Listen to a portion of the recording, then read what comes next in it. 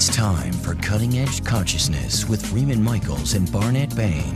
Thought-provoking discussions and bold ideas from the edge of possibility. And welcome to Cutting Edge Consciousness. Freeman Michaels here. With Barnet Bain. Good moment, everyone.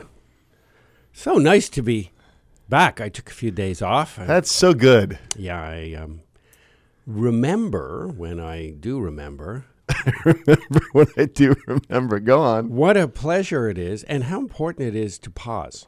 Oh, jeez. Absolutely. To pause and to allow for something to restore and to emerge so that it's not constantly focused. We're not constantly, energy follows attention, and what we pay attention to on a regulation basis, it seems to me, we benefit by paying attention to repose. And then something emerges and restores. And so I'm feeling very restored. I'm loving this new mic position. It's like about 2 degrees off my line. Half of our conversation when we start this show is about your feelings about the studio, the technical challenges, or what you think about the microphone. Not complaining, are you? No, I'm not taking it as complaining.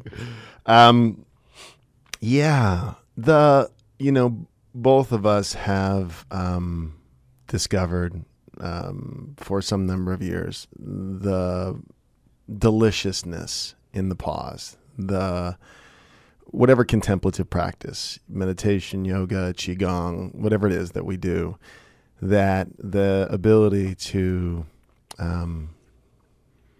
quiet the noise. And I especially love to meditate where I'm in nature. I know that I'm in the now because I become sensory aware, like when the chatter is actually quieted. And then there's nothing like being in a meditation and a breeze coming through, or being near water and hearing rippling or something of that nature.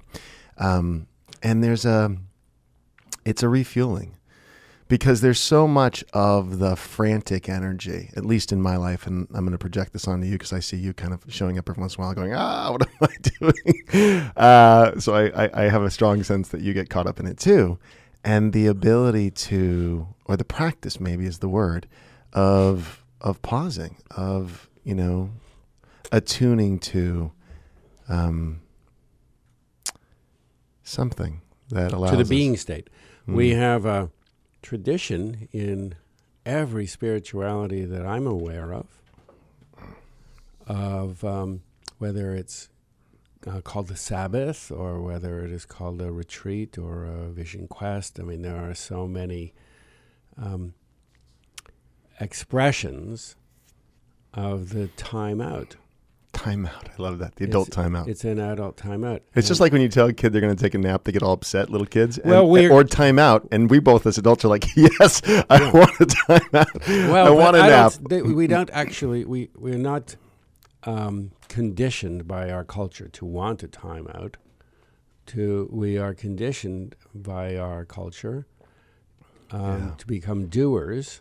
Yeah. And the place where we go into neutral and can experience a being state, whether it's in nature or in the garden or in whatever expression of repose, where we are not engaged in the doings.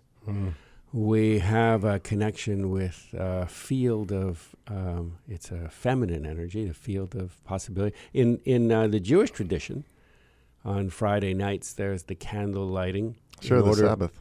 The Shabbat. Shabbat, the Sabbath, in order to welcome the Sabbath energy, which is a feminine energy. It's what's called the Shekinah energy. It is in order to welcome this field of goddess energy. I suppose not too many rabbis are going to share that well, that's an interesting characterization. The phone's going to ring now, maybe. No, that's an interesting segue.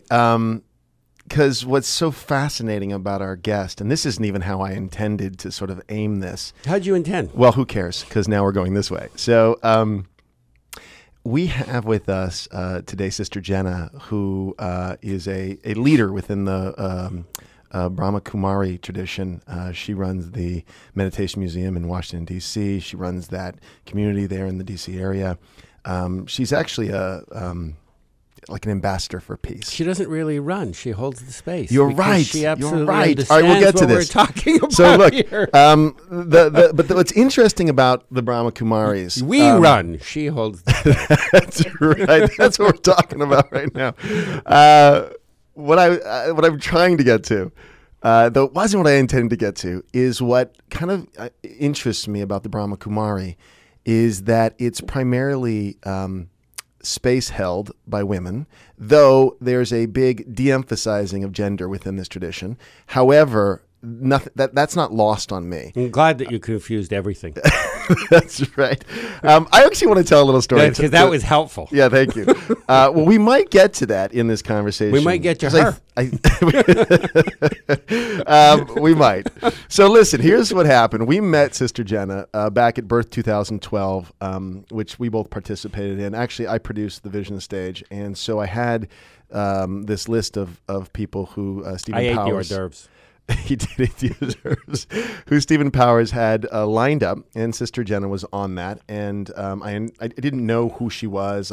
He sort of was telling me, oh, she's, a peace ambassador, she's traveled all over the world and, very important. And so I come from the Catholic tradition, so I'm thinking Sister Jenna, what's this going to look like? I'm expecting her to be very pious and this to be very austere and whatever. And here shows up one of my experience of Sister Jenna. First of all, in the first minute and a half of meeting her, she's wearing a warm smile walking in. She is dressed in all white in a sort of, we would call it a habit in the Christian tradition, but uniform of sorts. But huge smile, very playful. Goofing off even is how I would sort of describe my experience of Sister Jenna. So here, first, welcome to the show, Sister Jenna. Have you just busted me completely? I know. Well, this is I'm a Mother Teresa. We've never before introduced our guest as she wears nothing but a warm smile and she goofs off. Yeah, that's it. But hey, that's my creation. But by the way, Freeman and Barnet, thank you so much for having me on the show. And the garb is called a sari. It's a white sari. sari. Yeah. No, I actually knew that language. Forgive me. Freeman doesn't get out a lot. No, I did know that. My brain just didn't have it available. All right, so look, here's where I want to start, because this is what was so striking about you. Is I come from the Catholic tradition, and we don't have a lot of fun in our spirituality. At least that's not how I was raised to relate to spirituality. Mm-hmm. And so this is my question. Where does fun fit? Because, again, you have such a joyful nature, and I think a lot of traditions have this kind of piousness where, and I'm not making piousness wrong, by the way, I'm just wondering where the fun comes in. Because you don't think of oh yeah, this is someone that's taken, that's vocational, and they've devoted their life to this, and so forth and so on. And you think, well, they're going to come in and want to play. And that's exactly how I experienced you. So help me figure this out. You're a conundrum for me. Now you're going to get me in trouble with my daddy Janky, who's 98 years old, and my boss. No, just joking. But, it was like what you said earlier about this neutral state. It's actually when internally you feel like you're reaching a surplus of positive energy, that it starts to deflect all of those negative vibes that we tend to walk into on a day-to-day level. And I believe that it was just natural for many of us to be under the interpretation that when we come to God, or we come to a path of searching for something that we've lost, or we are aiming for enlightenment, it is serious business. But when you start to remove a lot of the debris, and remember this acronym that I've been using called Algae, when we move away this heavy-duty anger, lust, greed, attachment, and ego from the psyche, from the consciousness, it becomes fun. You're lighter. You're playful. You're back to your days of innocence. So I think until we start to redo the story of spirituality and become very aware that when I know I'm doing it right, I'm actually lighter with myself. And I'm finding that I can just really deflect the negative stuff that's coming far more better than I used to. Then you feel happier. That's so beautiful. Children understand fun. And we relate to our children as a culture. There's these messages that say, well, have fun now, kid, because it's going to get serious. It's ground out of us as somehow both intellectually dubious and spiritually dubious. I mean, fun, and also because it is such a liberating force. It is such a force for the freedom of consciousness to flow. I'm losing you all. I'm not able to really hear you. So you can't. Can you hear us now? I can hear you now. Yes. Okay. I'm not speaking well into my device. Okay. Right. So you were talking about kids and how sometimes they don't look at spirituality seriously, or did I? No. I was observing that children understand fun. It's an organic. It's a gift. It's a talent. It is part of our divine nature. Yeah. And as we grow, we're discouraged from experiencing fun. We receive messages like, "Well, just wait till the other foot drops and the other shoe drops." And life's hard, kid. Life's hard. We're discouraged from it, and we become alienated from it. And the irony, the paradox is, or possibly it's not an irony at all, possibly it's a control thing, from a long heritage of control, because this fun, absent of control and lust to dominate, and all of these, lust as opposed to desire, these are natural expressions of such a refined spiritual state. I got a question for both of you. Do you remember that moment when you really lost the spirit of your innocence?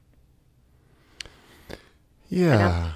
Just that moment when we just lost letting it all just flow and letting it go. And I'm not talking about your first encounter with a young lady. I'm just talking about when you felt really angry and you started to hold on to something that was really painful.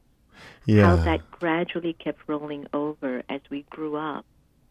And if we've been indoctrinated, which we have all been, that there's always this pious, perfected person either on a cross or sitting on a tomb or here or standing or walking on water or by a burning bush, whatever it might be, that we keep thinking, oh, but we're supposed to be that, and we're not. And it sort of compounds this feeling like I'm not good.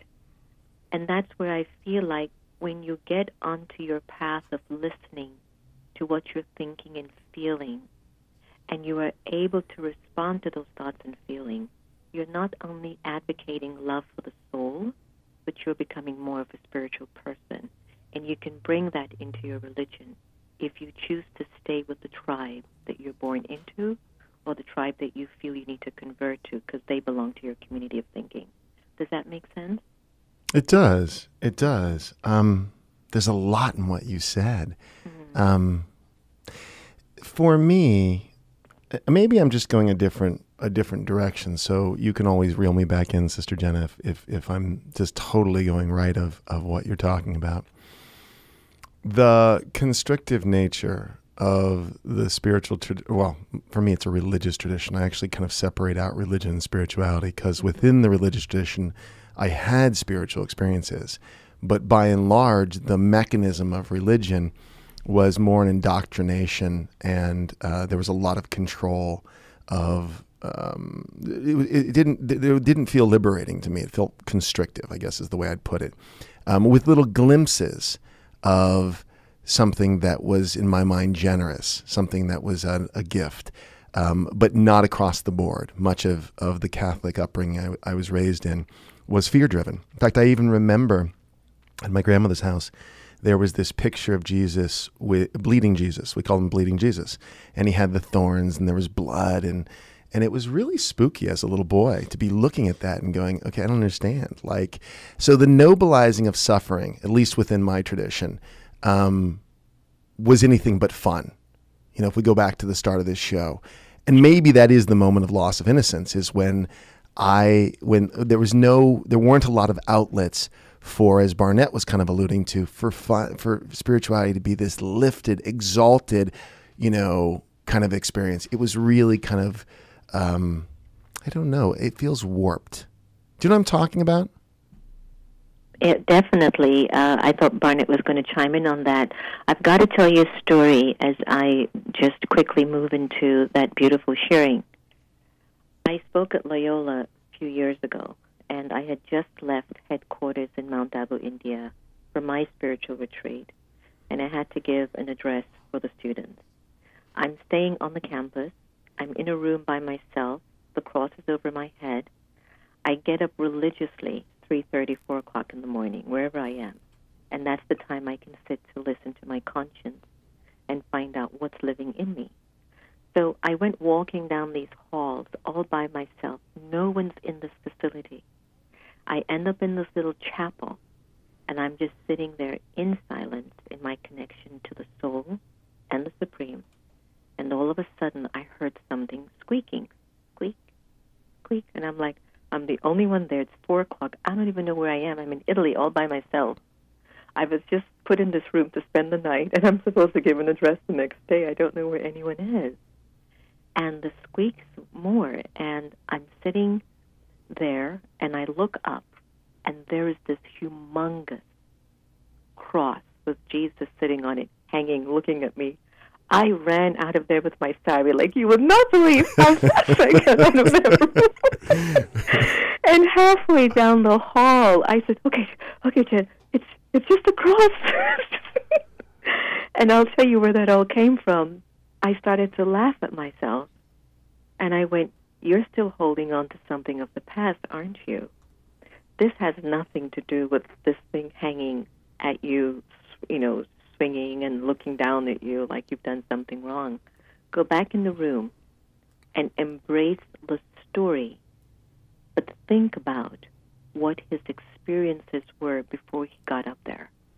And I think what has happened is on the path of every religious tradition, where we now have reached this part of feeling controlled or indoctrinated or restricted, is that we haven't been able to understand the sincerity that was emerging in the prophet, in which they gained the experience in their souls that was so impactful that when individuals came into their company, their lives changed. I love that. Hey, we need to take a quick break. When we get back, let's come right back to this, because this is, of course, rich with all kinds of things to follow. We'll do that, of course, after the break, so stay with us here on Cutting Edge Consciousness.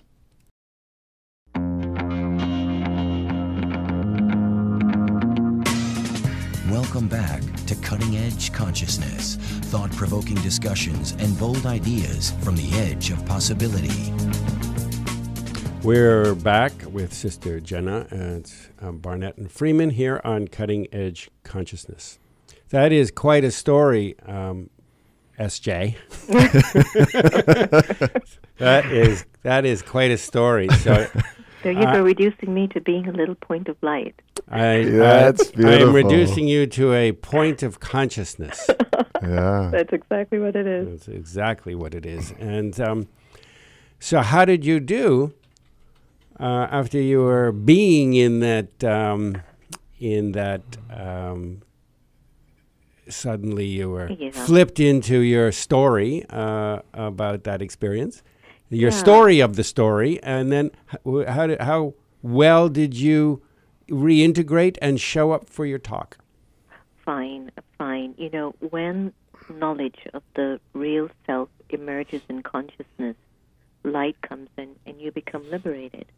And that's where I was kind of responding to Freeman's sharing that when we're growing up, this sense of feeling very restricted or controlled whether it's intentional or not, the folks who started to carry the interpretation of what they saw in the vibe of the prophet, of course it has changed 2,000 years later.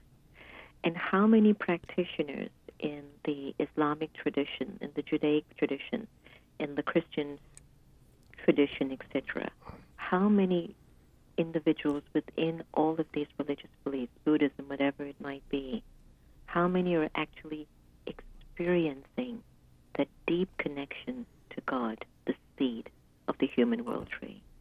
And so that might be few. So if you're giving me extremely high ideals to live by, and I'm not experiencing love from God to give me the power to live them, I'm going to feel controlled and restricted by you. And go ahead, Ryan. Right. No, go ahead. Yeah. And what I think is so beautiful about where we are today, literally in this moment on this show, but just more in general, is that there's a book friends of ours have written, the coming interspiritual age, where we recognize where these traditions are merging in a particular way. Mm-hmm. You know, what's true in them. You know, the dogma is, I think, falling off because people are more able to pick and choose. You know, I sort of jokingly call myself a cafeteria Catholic. We sort of take the parts we like, and then the parts that don't work for us, we don't adhere to. And then the beautiful integration of so many other traditions that it's my own religion. In fact, I think even Thomas More, who wrote the famous book Care of the Soul, his newest book, I think it's called Your Personal Religion or something like that, where we're at this moment in time where people are coming to a sense of personal authority. And the deeper finding, some are. Well, I don't know, Barnett. I think this is a trend. I'm going with that. It's a trend. Sister Jenna, your thoughts on that? Is this a trend? Are we really in a great awakening? Did the shift, birth 2012, really occur? Are we here yet? Are we on our way? What's up?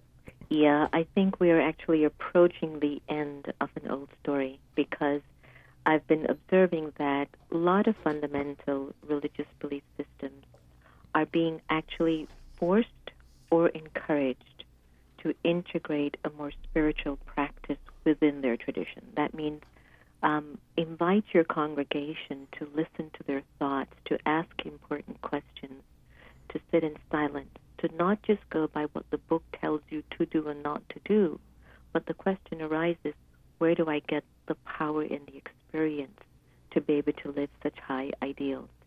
So I think that we are naturally, organically, by the universe and by the state of our consciousness as civilization, that we are actually pushing out the algae. We're being forced now to push out the algae and really turn inside of ourselves and really ask, how am I really feeling here in the midst of all of that? So it's a trend, but it's the time. And it has been birthed, and it is happening, and it will also come to a point where it says, I've done my job, you guys are free now, I'm moving on. Beautiful. The coming interspiritual age, I love that, and I find it a little intriguing that the universal enchantment, even when we talk about it, even when we talk about it in this way, it still focuses down as though there is only a common root tap in the expression of organized spiritual thinking and feeling. When I think what's more accurate is it is not only the spiritual traditions that are all connected at the root, but that every experience of consciousness in the physical realm, in any realm, is all interconnected and is all one thing and is all I love this word enchanted. It is all an enchantment. We're becoming conscious inside of our unconscious and inside of our subconscious, and doing it as individuals. It's not necessary that we hold it that the entirety of God's creation suddenly becomes awake. Or awake in the way that we're calling it awake. Yes, I mean, not everybody or everything, and the chair underneath me, which is also consciousness units, does not have to become self-aware Of its chairness?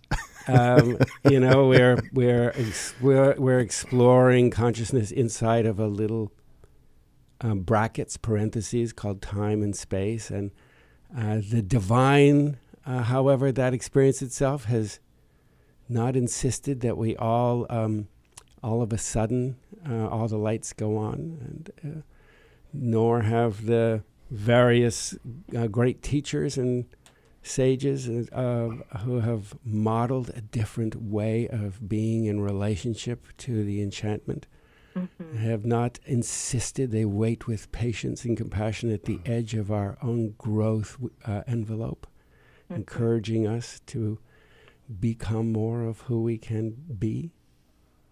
So it's the coming interspiritual everything. For me, the spirituality is a relationship, is an exploration of my relationship to everything, not simply spiritual ideas. Right. I hear that. You know, in the last 100 years, if you check out the census, we're about maybe 1.6 billion, something like that. And I started to ask the question, why in the last 100 years, 110 years, has the population increased so rapidly? So has science, so has the acceleration of technology. Something's happening here. So I often sense that there's a lot of souls, a lot of new souls that have left the womb of God, and they've come down here. They're now living out their golden age, their age of bliss and happiness, and it's okay to do all of that. But there's a population of old souls who've been there, done that. 1-point-something billion. They're trying to now push the story forward where they're saying, I'm done with algae, but how do I deactivate that energy in me? So they're stepping more inside, and where I think it was Freeman, you were saying about organized thinking, I think that fundamentally at the core of every living soul is the experience of purity, peace, and happiness.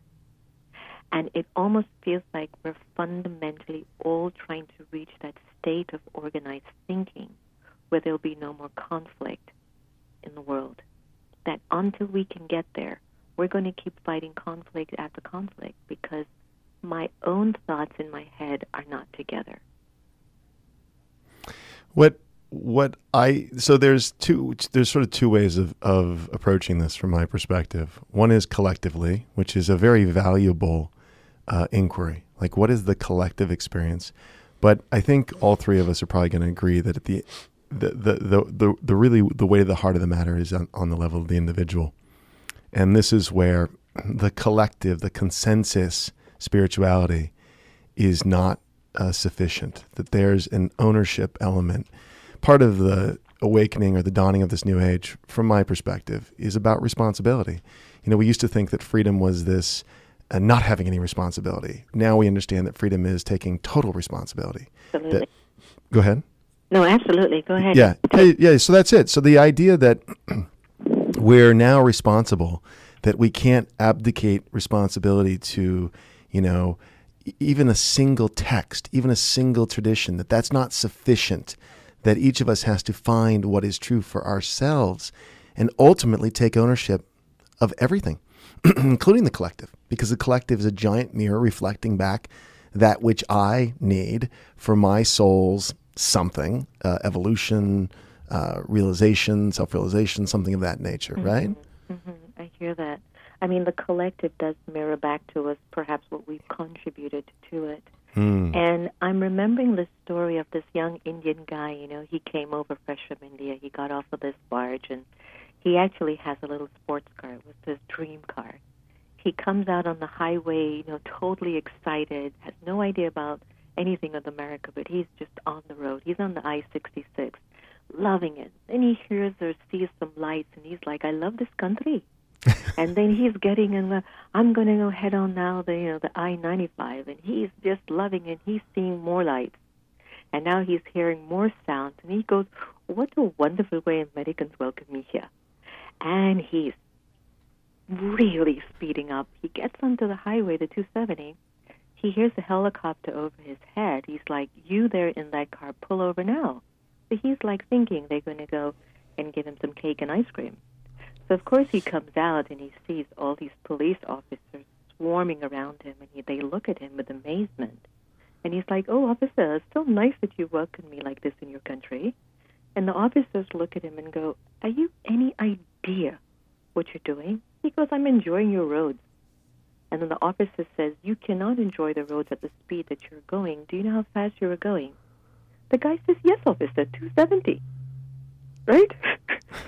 So the officer looks at him and goes, that's not the speed limit. That's the name of the highway. And the little Indian guy goes, officer, thank you so much, because I was just about to get on the 495. And let me tell you what makes the story very powerful is that if we don't understand the inner laws of the soul, we're going to keep breaking them. And we're going to get in everyone's lane, and we're going to break them. And everyone's going to be so mixed up and confused that no one even remembers where they're going. Isn't that a nice story? It is a nice story. Well, you know what it brings to mind for me just initially is that while there's something really beautiful in being able to be this cafeteria Catholic or whatever and pick and choose, something that I think can get lost in not having the guideposts, right, of a tradition, is it becomes too casual. And there's something to, I mean, I'll use you as an example because, you know, there's a lot of, I'm going to call them rules, though I realize that that doesn't have to be inhibiting, to the practices that you've taken on, to the devotion, to the vocation that you've taken on. And so again, even as much as, you know, we can sort of in one hand see, oh, it's so great, there's all this opportunity to like pick and choose, you know, the ego can get in there and make a big mess of that, I think is what the story reflects. And there's something about the disciplines and the practices, for example, the ones that you've taken on, that really do operate as guideposts. Yeah, I get that. When I was much younger and I started my journey, I wasn't this light. And I remembered how absolutely to the point that I would comply by my spiritual teachings, you know. The way I got up was disciplined. The way I went to bed was disciplined. The way I walked and the way I chose to engage in conversation was discipline. Discipline meant disciple, that I was following a higher code of understanding because I wanted things in my life and the world around me to be in order. I wanted to relearn how to do that. So when I was following these disciplines, I understood that they weren't restrictions or rules, but they were steps and techniques to bring my energy level at the level that it originally came here with. But 5 years later, where I would just walk out on the streets and folks were just following behind me like the Pied Piper. And of course, if you're not spiritually mature, you're not able to decode what that means. So your ego will sort of buy into that to some extent. And so I was projecting this image that looked like the perfect image of a goddess. And everyone actually bought into that. But then 5 years later, I'm sitting in my conscience and silently. And I knew I was feeling internally pressurized because honestly, I hadn't qualified myself to project that role, to convince people that that's really what I am. And I sat with God in silence and I told him, but that's not what I am. I haven't reached there yet. And it was at that moment, brothers, that Sister Jenna had her moment of perfection because of my honesty. So where I was projecting this image of perfection, but internally I wasn't being honest with it, wasn't serving me. And when I actually turned to God and said, I'm not this, I'm really not this yet, it is my aim to get to that, the weight that came off of my subtle energy of existence was indescribable. And I genuinely showed up in my relationships. And Freeman, maybe that's why when we met, I'm just light and open. I'm not here to create a personality cult where I need to pull you into my story. I need to set an example for my own conscience and for my own life to see if I could match the love that God sent me down here with. And if that happens to inspire you, I don't mind we spend time together and we grow together, but I will not be the person that will give you freedom at the end of the journey. That will be your job. This is a very, very big and very topical point that you make, Sister Jenna. There are so many who would be happy to take our power, whether it is business people or as politicians or as movie stars or celebrities or teachers or people that have, or coaches or people that have spiritual solutions. And it's a very, very fine line always to understand whether these are gifts of unseen things that are being given to express love and express joy and connection and service, or are they, and usually it's a balance, there's usually a mixture there. Is that to what degree is that tainted by personal lust that is either ambition or egoic? And to be relentlessly vigilant, self-vigilant as to what are the motives here. And then, in my own case, I will cop as quickly as, or maybe a little less quickly than, or maybe a little more quickly as the next guy, but to having those vanities come up, and as quickly as I'm able to recognize them. It's also equally important not to get all martyred and to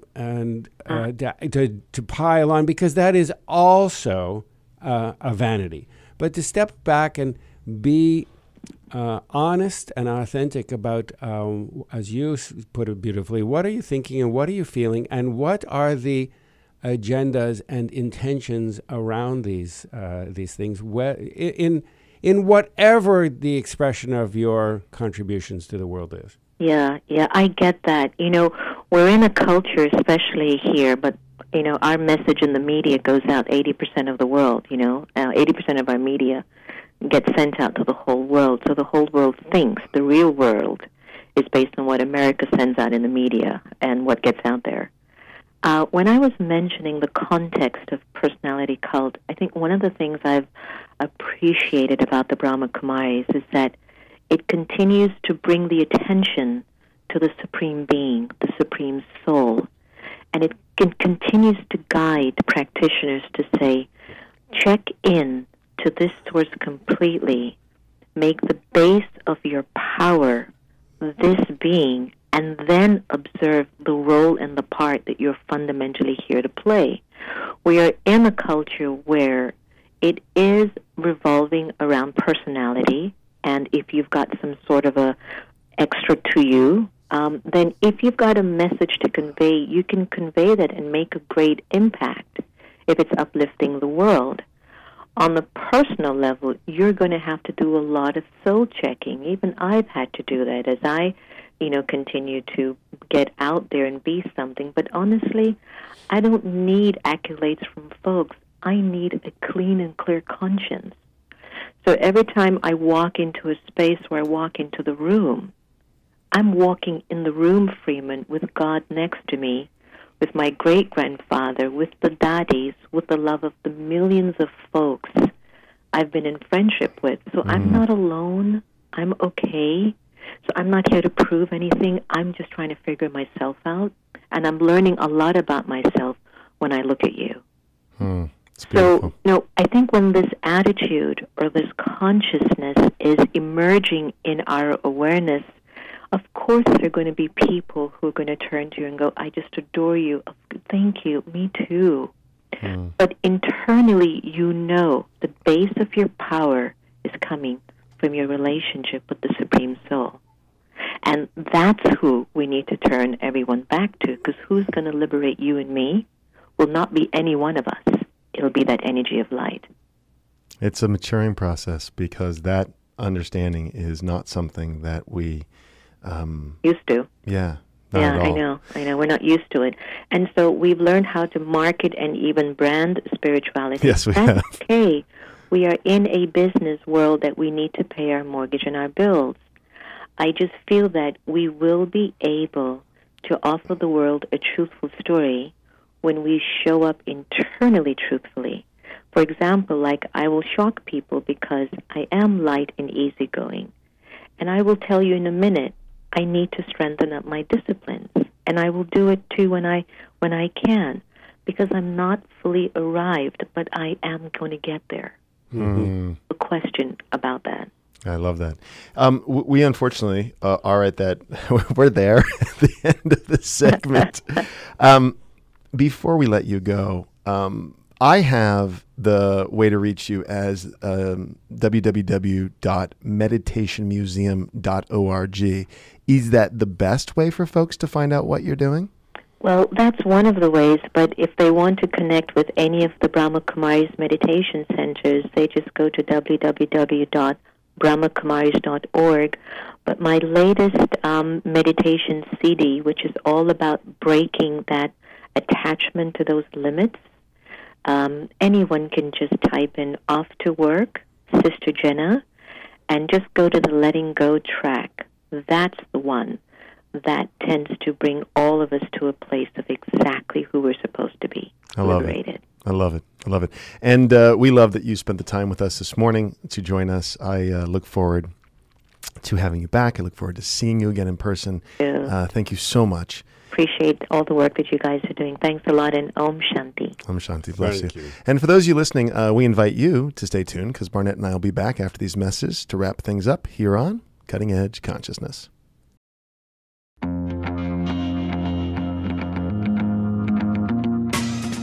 Welcome back to Cutting Edge Consciousness, thought-provoking discussions and bold ideas from the edge of possibility. And we're back on Cutting Edge Consciousness. Freeman Michaels here with Barnett Bain. Indeed. Absolutely here.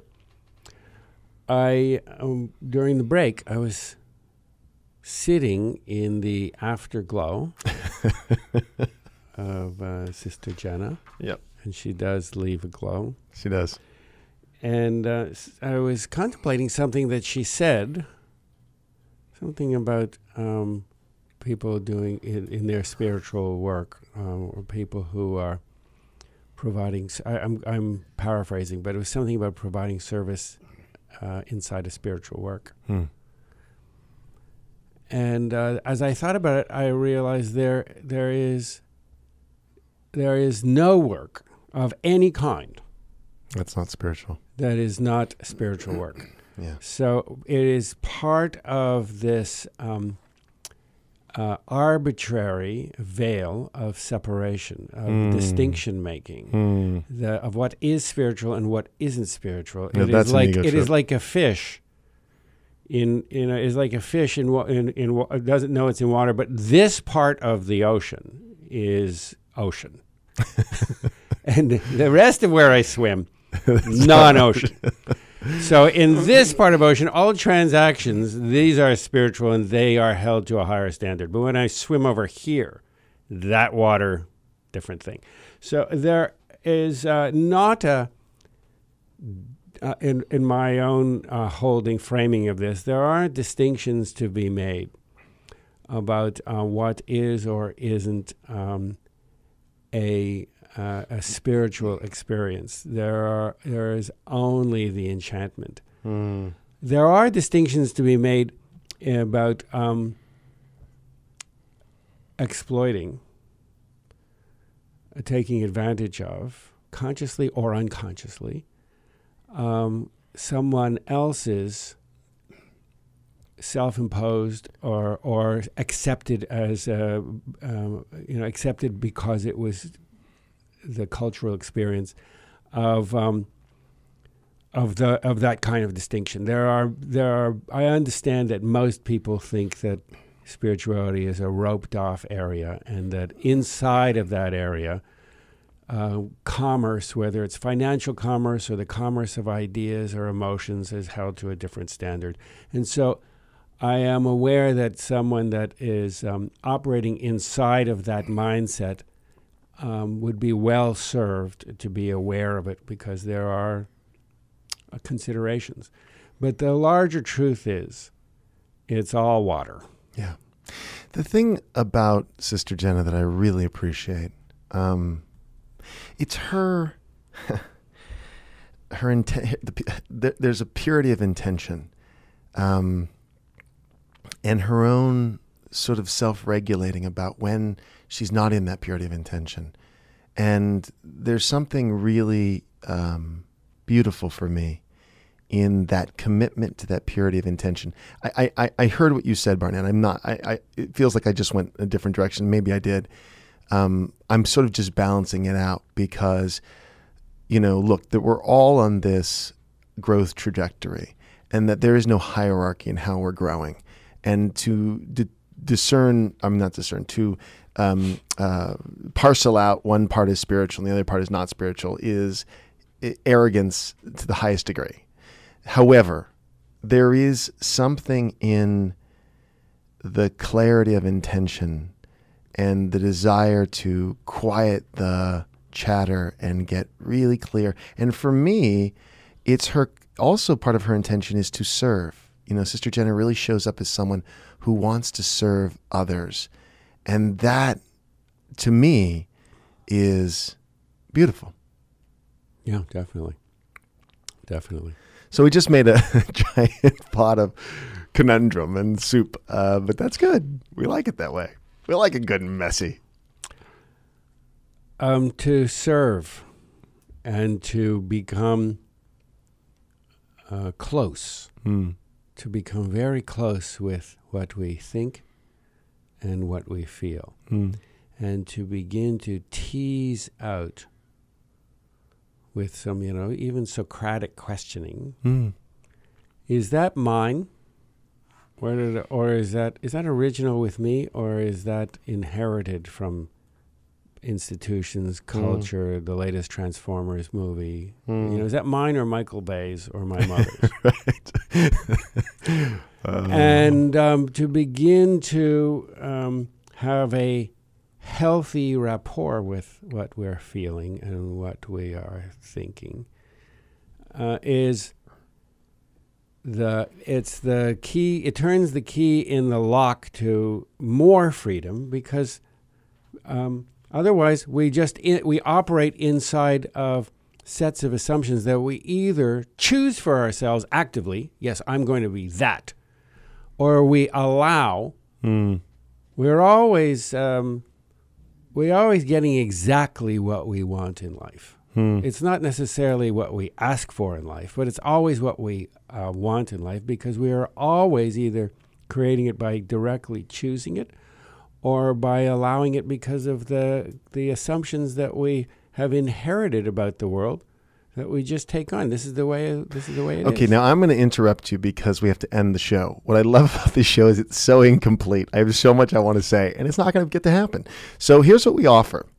There's more on this thought. You just have to tune in next week, and we'll pick it up. We're going to keep going on the next show. Yeah, why not? So we will carry this over, and you will get to hear more about it if you tune in again to Cutting Edge Consciousness. Thanks for listening today. We'll look forward to seeing you next week.